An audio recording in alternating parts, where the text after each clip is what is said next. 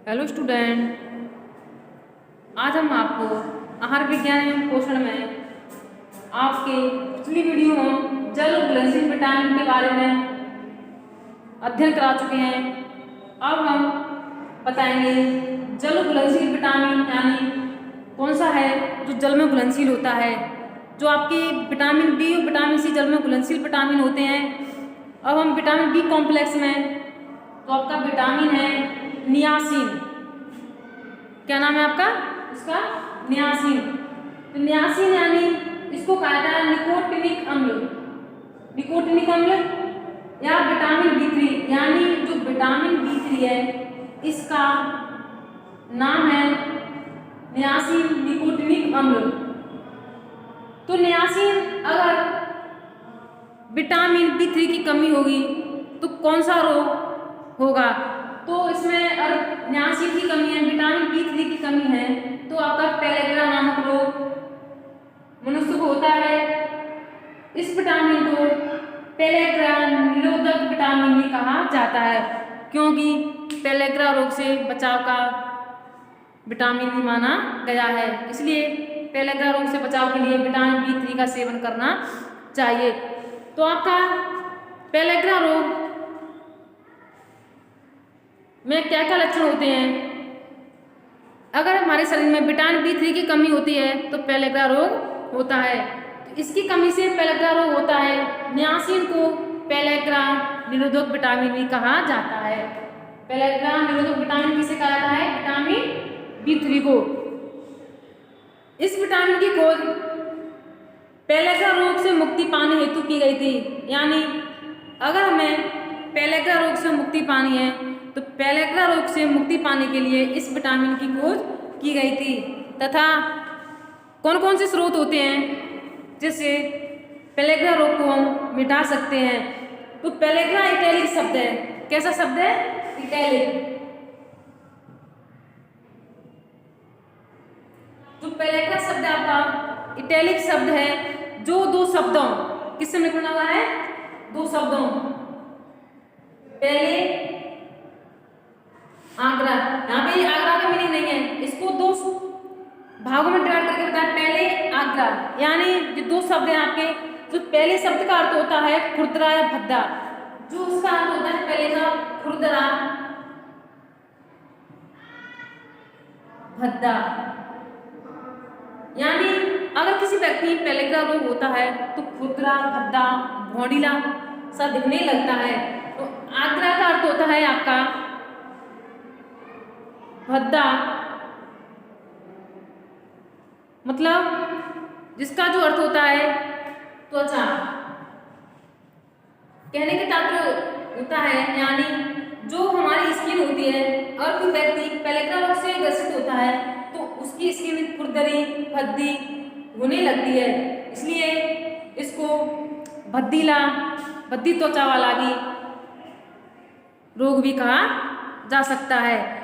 तो इसका जो प्राप्ति स्रोत है, अगर हमें इस रोग से छुटकारा पाना है तो हमें प्राप्ति स्रोत कौन कौन से हैं जिसको हम ग्रहण कर सकते हैं? जैसे सूखा खमीर है यानी ईस्ट है, यकृत है, आपकी मूंगफली है, चावल की भूसी है आदि से नियासिन की प्राप्ति होती है। कहने का तात्पर्य है जब हम घर में जो रोटियां चपातियां बनाते हैं तो चौकर युक्त आटे का हमें खाने में प्रयोग करना चाहिए ताकि इस पेलेग्रा रोग से बचा जा सके। इसका बाद है रासायनिक संगठन।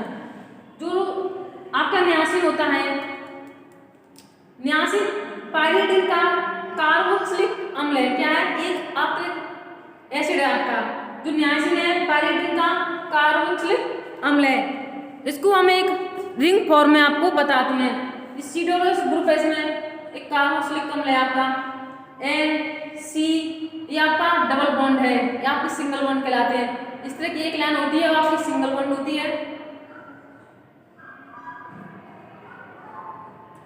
जो डबल लाइन होता है उसे डबल बॉन्ड कहते हैं।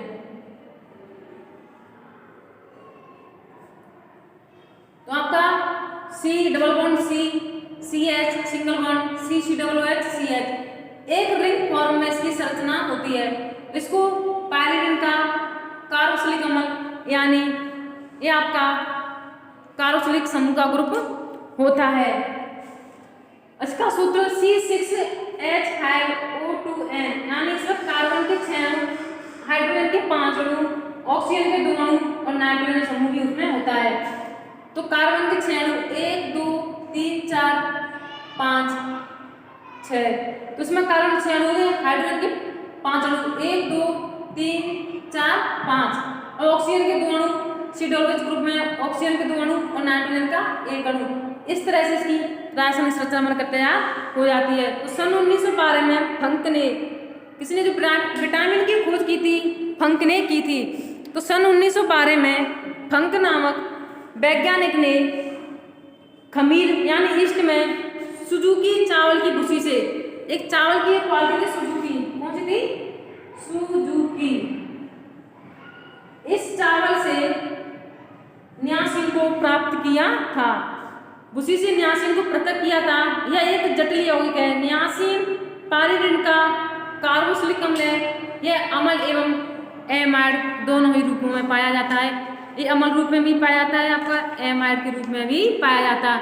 मनुष्य के शरीर में जाकर जब इसको हम ग्रहण करते हैं तो मनुष्य के शरीर में जाकर निकोटिनिक अम्ल निकोटिनामाइड में बदल जाता है। किसमें बदलता है? निकोटिनामाइड में बदल जाता है। यानी जो COH ये आपका अम्ल है, निकोटिनिक अम्ल, क्या हमारा निकोटिनिक अम्ल, तो ये आपके निकोटिनामाइड में बदल जाता है, यानी CONH2 ये होगा आपका निकोटिनामाइड। यानी जो एमाइड ग्रुप है इसमें चेंज हो जाता है शरीर में जाकर। अब इसकी विशेषताएं, इसकी कौन कौन सी विशेषताएं हैं नियासिन की? पहली विशेषता आपको कि जल में घुलनशील विटामिन है। कैसा है? जल में घुलनशील विटामिन है। तो नियासिन ठंडे जल में तो कम घुलता है, लेकिन थोड़ा सा गर्म जल हो उसमें जल्दी से घुलता है। यानी जो नियासिन होता है ठंडे जल में कम घुलनशील और गर्म जल में अधिक घुलनशील होता है। यह सफेद रंग का सुई की आकार का रवेदार पदार्थ होता है। इसका स्वाद कैसा होता है? कसैला होता है। यह क्षार के हाइड्रोक्साइड एवं कार्बोनेट में घुलकर लवण बनाता है। यानी NaOH और CO3 मिलकर लवण यानी नमक का निर्माण करते हैं, जहाँ NaCl के रूप में हो जाता है। यह अम्ल, क्षार, ताप, वायु के प्रति स्तर होता है। निकोटिनामाइड जानवरों, मनुष्यों, ऊतकों में एंजाइम फर्स्ट सेकंड के रूप में पाया जाता है। जो आपका निकोटिनामाइड है इस जानवरों, मनुष्यों में ऊतकों के एंजाइम्स के रूप में पाया जाता है। अब आता है आपका नियासिन के कार्य। विशेषताओं के साथ साथ इसके कौन कौन से कार्य हैं जो नियासिन के होते हैं। तो इसका पहला कार्य है कार्बो वसा प्रोटीन के चयापचय में। कार्बो यानी कार्बोहाइड्रेट, वसा प्रोटीन के चयापचय यानी मेटाबॉलिज्म की क्रिया में नियासिन का एक महत्वपूर्ण स्थान माना जाता है। नियासिन है कार्बो वसा प्रोटीन चयापचय में महत्वपूर्ण भूमिका अदा करता है। जो कोएंजाइम NADP में नियासिन मुख्य घटक होता है, जो ऑक्सीकरण की क्रिया द्वारा एल्कोहल को एल्डिहाइड में, लैक्टिक अम्ल में, पायरुविक अम्ल में, ग्लूकोज को ग्लूकोनिक अम्ल में बदल देता है। कहने का तात्पर्य है जो एल्कोहल है इसको एल्डिहाइड में चेंज करता है, लैक्टिक एसिड है इसको पायरुविक अम्ल में चेंज करता है, ग्लूकोज है इसको ग्लूकोनिक अम्ल में चेंज करता है। ये इसके कार्य माने जाते हैं। अब आता इसकी कमी के प्रभाव।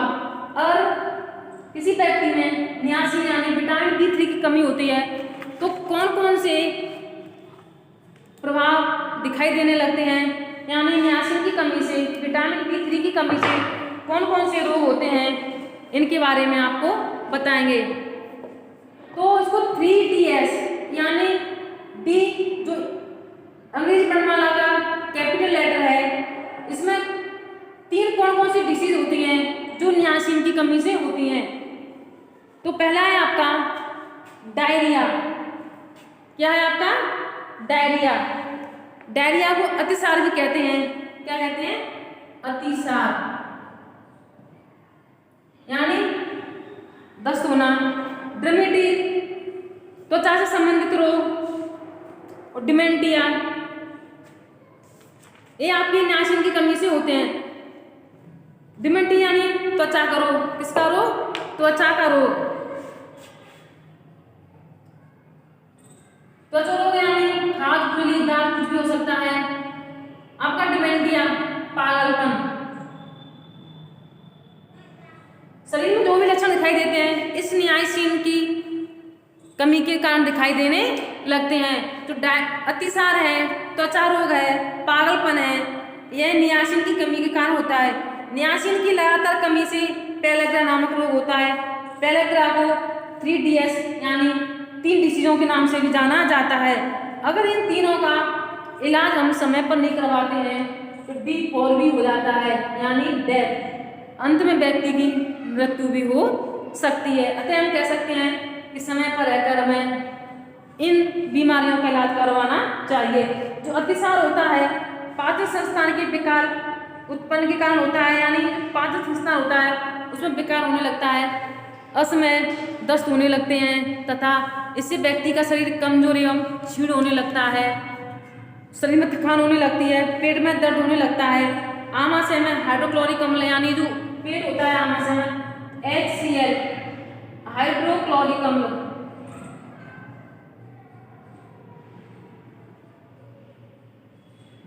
HCl हाइड्रोक्लोरिक अम्ल है। हाइड्रोक्लोरिक अम्ल की कमी के कारण पाचन क्रिया है पूर्ण रूप से ठीक रूप से संपन्न नहीं हो पाती है, यानी भोज्य पदार्थ को पचाने में HCl का आमाशय में एक महत्वपूर्ण कार्य माना जाता है। इसमें जो आमाशय है उसमें HCl का पूर्ण रूप से पाचन नहीं हो पाता है। दिन में 7 से 8 बार दस्त होने लगते हैं, मल के साथ श्लेष्मा भी आने लगता है तथा जिससे व्यक्ति कमजोर दिखाई देने लगता है। अब आता डर्मेटिस यानी त्वचा रोग। त्वचा में कई प्रकार के बेकार रोग उत्पन्न होने लगते हैं, जैसे नियासिन के अभाव से त्वचा रोग, चर्म रोग होते हैं। जो भाग खुले होते हैं, हाथ, पैर, मुंह, हथेली, गाल, गर्दन, कोहनी, घुटने, ये स्थान अधिक प्रभावित होते हैं।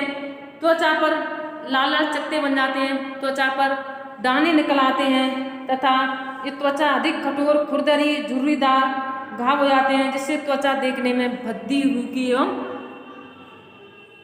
मुरझाई हुई सी दिखने लगती है। इससे त्वचा रोग सामान्य रूप से दिखाई देने लगते हैं। अब आपका डिमेंटिया पागलपन। पागलपन किस तरह से होता है? इसमें व्यक्ति जो मानसिक विक्षिप्तता होती है, यानी जो सोचने समझने की शक्ति को खो बैठता है, उसकी मानसिक विक्षिप्तता बढ़ने लगती है, तनावग्रस्त रहने लगता है तथा स्वयं से बातें करता है, बड़बड़ाने लगता है, चिड़चिड़ापन आने लगता है, बेहोशी के दौरे आने लगते हैं, अनैच्छिक मलमूत्र होने लगता है। ये तो ऐच्छिक क्रिया होती हैं, अनैच्छिक क्रिया होती हैं। अनैच्छिक क्रिया भी होती हैं जिन्हें हम स्वयं नहीं कर सकते हैं, तो मलमूत्र आने लगता है, जिससे अनिद्रा, एकाग्रता, सिर दर्द, भुलक्कड़पन, जो नर्वस सिस्टम है वो भी आपका गड़बड़ाने लगता है। तो नियासिन की कमी से ये 3 रोग होते हैं। अगर इन 3 रोगों का समय पर इलाज नहीं करवाते हैं तो 4D का भी खतरा रहता है, यानी अंत में व्यक्ति की मृत्यु होने हो जाती है। और नियासिन की कमी से अधिकता से कौन कौन से लक्षण होते हैं? इसकी अधिकता से अतः हम कह सकते हैं कि जो नियासिन होता है, विटामिन B3 होता है। पेलेग्रा रोग से बचने के लिए हमें विटामिन युक्त भोज्य पदार्थों का सेवन करना चाहिए तथा भोजन में कार्बोहाइड्रेट, वसा, प्रोटीन इन सभी का समावेश करना चाहिए। आपकी मूंगफली है, हरी पत्तेदार सब्जियां हैं, ड्राई फ्रूट हैं, इनका भी सेवन करना चाहिए।